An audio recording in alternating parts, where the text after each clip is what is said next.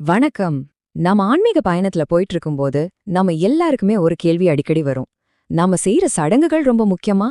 இல்ல அதுக்குள்ள இருக்கிற அந்த உணர்வு முக்கியமா? எதுக்கு நிஜமாவே சக்தி இருக்கு? வாங்க இத பத்தி கொஞ்சம் ஆழமா பார்க்கலாம்.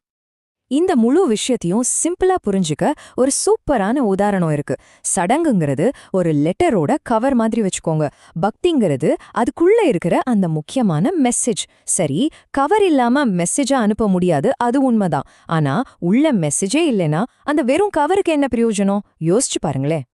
இன்னைக்கு நம்மளோட இந்த பயணத்துல ஒரு 5 முக்கியமான விஷயங்களை பார்க்க போறோம்.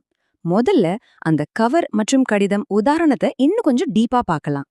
அப்புறம் பக்திக்கும் சடங்குக்கும் என்னதான் வித்தியாசம்னு ஒப்பிட்டு பார்க்கலாம். அதுக்கப்புறம் சடங்கு ஏன் ஆன்மீகத்தோட ஸ்டெப்னு தெரிஞ்சுக்கலாம்.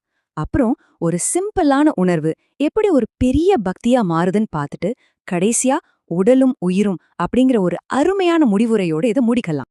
சரி, வாங்க நம்ம முதல் பகுதிக்குள்ள போலாம். கடிதத்தோட கவரும் உள்ள இருக்கிற மெசேஜும் ரெண்டுமே தேவைதான், இல்லன்னு சொல்லல. ஆனா மதிப்பு எதுக்கு அதிகம்? அந்த செய்திக்கு தானே. அதே மாதிரிதான் ஆன்மீகத்துல சடங்கும் பக்தியும் தேவை. ஆனா எதுக்கு ஆழமான அர்த்தமும் மதிப்பும் இருக்குங்கிறது தான் நாம இப்போ கேட்க வேண்டிய கேள்வி. இப்ப வாங்க இந்த ரெண்டு விஷயத்துக்கும் நடுவுல இருக்கிற சில சின்ன ஆனா ரொம்ப ரொம்ப முக்கியமான வித்தியாசங்களை பத்தி பாப்போம். பக்திக்கும் சடங்குக்கும் உண்மையிலேயே என்னதான் வித்தியாசம்? வாங்க ஒப்பிட்டு பாத்திரலாம். இங்க பாருங்க, இந்த டேபிள் சடங்குக்கும் உண்மையான பக்திக்கும் இருக்கிற 6 முக்கிய வித்தியாசங்களை ரொம்ப அழகா பிரிச்சு காட்டுது. சடங்குங்கிறது ஒரு வெளிப்படையான செயல்னா, பக்திங்கிறது உள்ளுக்குள்ள நம்ம உணர்ற ஒரு ஃபீலிங். சடங்கோட நோக்கம் ஒரு ஒழுக்கத்தை கடைபிடிக்கிறதுனா, பக்தியோட நோக்கம் கடவுளோட ஒன்னு சேர்றது. இப்படி ஒவ்வொன்னுலயும் இருக்கிற வித்தியாசத்தை நீங்க இங்க பார்க்கலாம். இதுல சில முக்கியமான பாயிண்ட்ஸை நம்ம இன்னும் கொஞ்சம் விரிவா பார்க்கலாம்.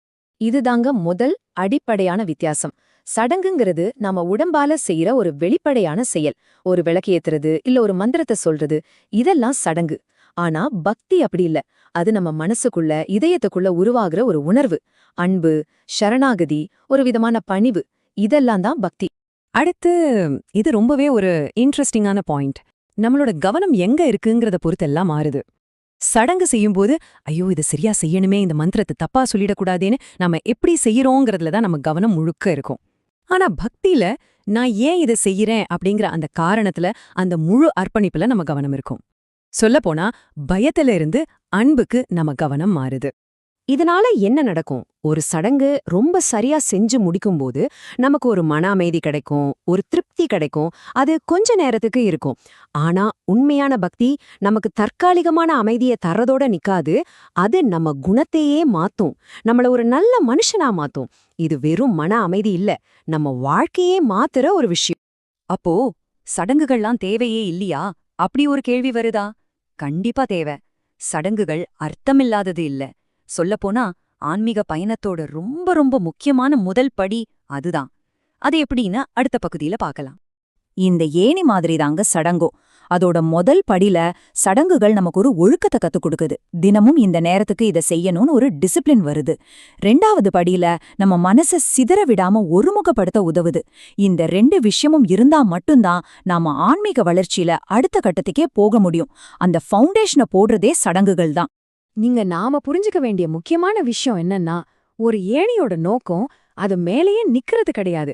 அத ஒரு கருவியா பயன்படுத்தி மேல ஏறி போறதுதான்.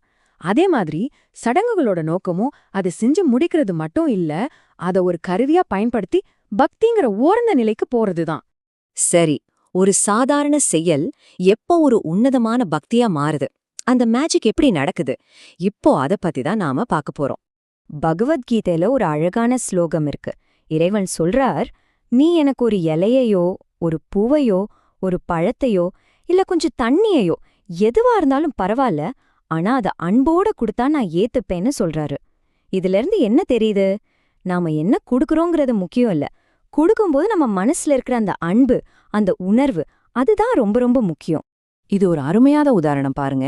நீங்க ஒரு விளக்க ஏத்தும்போது அத வெறும் எண்ணெய் திரி நெருப்புன்னு பார்க்காம, இந்த வெளிச்சம் என் மனசுக்குள்ள இருக்கிற அறியாமைங்கிற இருட்ட போக்கட்டும்னு உணர்ந்து ஏத்துனீங்கன்னா, அந்த ஒரு நொடியில அந்த சாதாரண சடங்கு ஒரு உன்னதமான பக்தியா மாறிடுது. இதுவரைக்கும் நாம பார்த்த எல்லா விஷயத்தையும் உன்னா சேர்த்து ஒரு பவர்ஃபுல்லான உதாரணத்தோட நம்ம இந்த பகுதியை முடிக்கலாம். வாங்க உடலுக்கும் உயிருக்குமான அந்த உறவை பத்தி பாப்போம். நாம இதுவரைக்கும் பேசின எல்லாத்தையும் ஒரே வரியில சொல்லணும்னா இப்படி சொல்லலாம். சடங்குங்கிறது நம்மளோட உடம்பு மாதிரி, பக்திங்கிறது அந்த உடம்புக்குள்ள இருக்கிற உயிர் மாதிரி. இந்த ஒரு உதாரணம் போதும் இந்த முழு விஷயத்தோட சாரத்தையும் புரிஞ்சுக்க. யோசிச்சு பாருங்களேன், உயிரில்லாத உடம்ப நம்ம என்ன சொல்லுவோம்? பெணம். அதே மாதிரிதான் உணர்வே இல்லாத சடங்கும் ஒரு உயிரில்லாத செயல். ஆனா எப்போ ஒரு சடங்குக்குள்ள நாம நம்மளோட உணர்வையும் அன்பையும் பக்தியும் கொண்டு வர்றோமோ அப்போ அதுக்கு உயிர் கிடைக்குது. அப்படி உணர்வோட செய்யப்படுற ஒவ்வொரு சடங்கும் உண்மையான உன்னதமான பக்தி. கடைசியா உங்ககிட்ட ஒரு கேள்வி. நீங்க தினமும் செய்யற ஒவ்வொரு சின்ன சின்ன சடங்குகளுக்கும் நீங்க எப்படி உயிர் கொடுக்கறீங்க? அத வெறும் செயலா மட்டும் செய்யாம எப்படி உணர்வுபூர்வமான ஒரு பக்தியா மாத்துறீங்க? இத பத்தி கொஞ்சம் யோசிச்சு பாருங்க.